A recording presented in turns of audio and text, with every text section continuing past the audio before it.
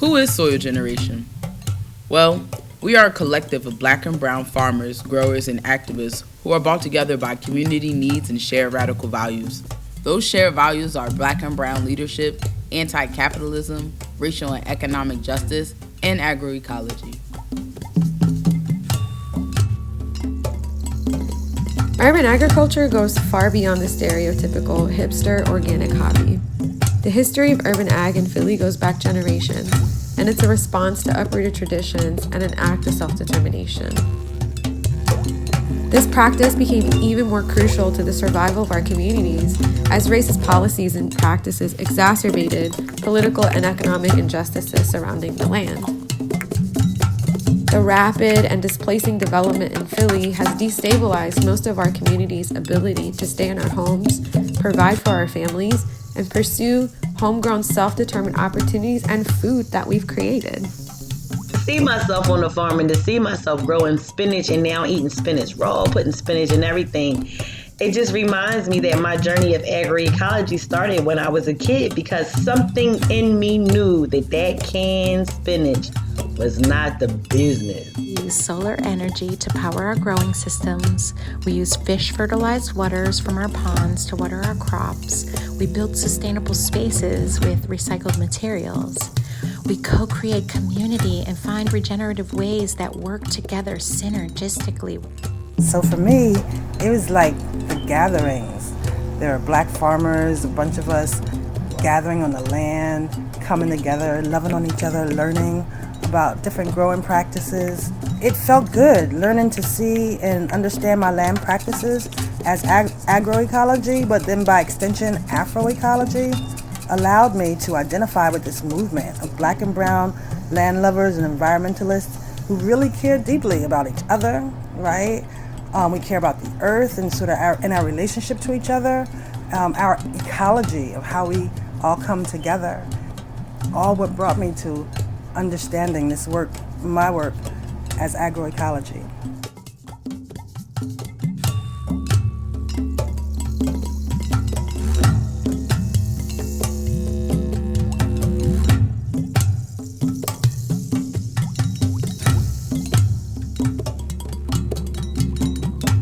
Our ecology is changing so rapidly, and as the people who are most impacted by environmental and economic injustices, black and brown people have already been doing the work of learning to live with the land in ways that policy simply does not reflect, nor can the status quo address. Policy is not a good litmus test for what is just. Policy reflects those who write it, enforce it, and interpret it, and it's only meant to be accessible to those groups. Policy, while left to its own process, fails to rectify the relationships that will ultimately carry us into a way of life that is as abundant as nature herself. These are the same legal grounds that have institutionalized countless barriers to opportunity for black and brown people throughout history. Realizing that policy is one of the things that stands between us and our vision of a culturally rich, healthy, agroecological community, we fight for threatened gardens, for community control of land, for the land we steward, and all the history, love, and labor that it holds. We organize for racial and economic justice. Agroecology provides an awareness to the social and economic factors that shape my work as an urban farmer. I was introduced to the concept while learning and communing with black farmers from the Mid-Atlantic region of the United States. Agroecology is similar to agriculture, but actually honors the culture. Agroecology weaves together ancestral, traditional, cultural, social, political, and sustainable ways for an equitable and regenerative food system. Inside of myself, especially with my ancestors being farmers, coming from spirit people, agroecology is about trusting yourself and your relationship that you have with plants, animals, trees, nature around you, that there's this oneness and there's this shared collective consciousness that is very, very real. But the more I continue to trust myself and the wisdom that was coming out of my own cells, right, in this large collective, the better my experience with agroecology and my expression with agroecology is and was.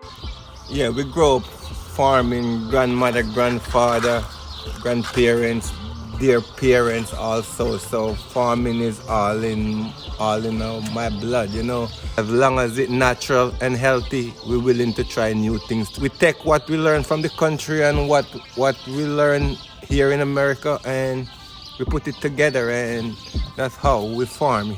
It's just a learning thing. As like, it's something that we all do, right? Our ancestor did it, and then, our grandparents did it. Having youth come out here doing the farm work, and having elders like teaching the youth like the farming technique. Yeah, I didn't grow up on a farm. To be really honest, I grew up on a can. I was a canned good eating mofo. That's how they raised us. That's how they raised us. I was called to the land. When I think about my life and I think about how it took so many twists and turns to get to like the space of agriculture. It was there that agriculture made so much sense for me. And I think that exists for a lot of black and brown people where our grandparents have farmed and or gardened and or tended to plants because it was grown by somebody that's like right here in this city. I'm not wondering how many miles away it came from and or if it was made in a factory. Growing up in Jamaica is just that's what we use for a living, you know, farming, everything farming. And I grew up in the country in Jamaica, so we don't know about urban farming like this, you know, but coming to the city and urban farming is excellent because what I do, I take what I learned from the Caribbean and I see what they do here and I take what makes sense to me and I put them together, and that's how we farm here. Food should be free for everyone. And that is the opportunity that urban farming inside of Philadelphia allows. And to just know where your food is coming from, that's something else it like provides the opportunity from. We don't ever get to see that. You know, it feels great to be able to pick a tomato out of the garden and then take it home and then cook it, you know, or a squash, or, you know, sometimes you try things that you've never had before because every job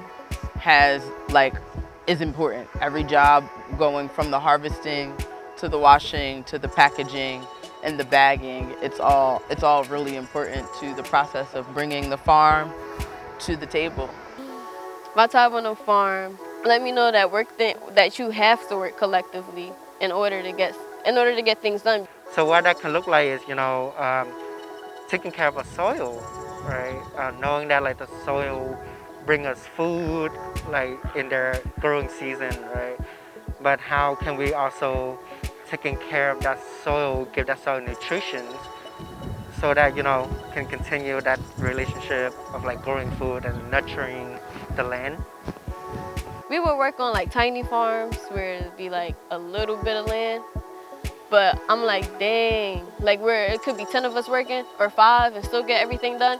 Because if you're like, okay, this looks like this needs to be watered. Okay, this person understands something needs to be tilled, or this person knows that, oh, we haven't weeded this area in a while or checked for bugs. Like the one thing that farming requires is patience and kindness. I think that farming is a very patient and kind act and gesture because you just have to be patient as you're learning when you're maybe growing something new or growing for the first time. I just want people to be healthy and to treat the earth as if it's you. I noticed we would always end up cooking it because we was hungry. And I really like that. I noticed that people that farm together cook together as well because we feed each other. When people needed community, people were ready to come back to the land and build together on the land. And I think that kind of shows how powerful growing food and creating our own self-sustainable spaces, our own self-sustainable communities was and is important to Black folks and Black and brown people. Part of like social movement too, right? Just because our history showing us that we got like a land taken from us, right? So like reclaiming all this like the land and what can we do with it and going forward again. I think that is like the the important part of this too. And that's what I'm hoping that people are able to see when we're kind of giving and taking from each other and from the land in a good exchange. That it's like I'm nurturing you, I'm feeding you as you nurture and you feed me with knowledge. We like hope and dream that one day these farms are here and our communities are all putting our hand in it so that we can all eat from it. It's tough to describe it as just a study, a social movement, or a way of life. I feel as a study, we observe and analyze the practices and processes that govern our ecosystem. As a social movement, though, we critique and challenge the historical inaccuracies and unjust practices that continue to disenfranchise generations of Black and brown communities to this day. As a way of life, it encourages us to remember our ancestral ways and never forget that we are all people of the land.